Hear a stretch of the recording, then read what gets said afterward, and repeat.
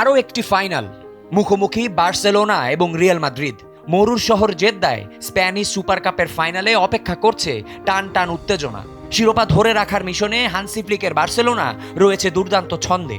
অন্যদিকে চোটে জর্জরিত রিয়াল মাদ্রিদের প্রত্যাশা লা লিগার ম্যাচের পুনরাবৃত্তি ঘটিয়ে বার্সাকে হারানো। রবিবার রাত 1টায় মাঠে নামছে দুই চিরপ্রতিদ্বন্দ্বী। অক্টোবরের হারের ক্ষত ভুলে বার্সেলোনা ফিরেছে সেই চেনা ছন্দে।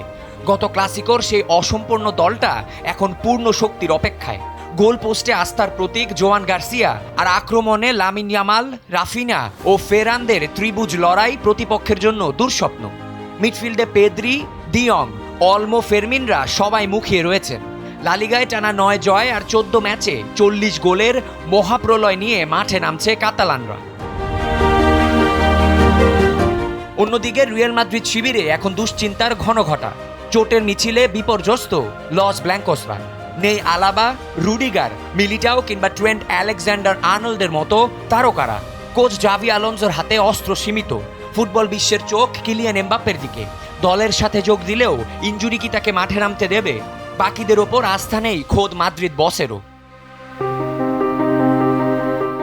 পরিসংখ্যান বলছে শেষ 14 ম্যাচে বার্সেলোনা যখন উঠছে, রিয়াল মাদ্রিদ তখন খাবি খাচ্ছে ড্র এবং হারের বৃত্তে।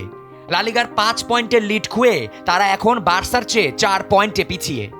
একদিকে বিলবাওকে 5 গোলে উড়িয়ে দিয়ে আত্মবিশ্বাসী বার্সেলোনা, অন্যদিকে অ্যাটলেটিকোকে হারিয়ে আসা লড়াকু রিয়াল মাদ্রিদ।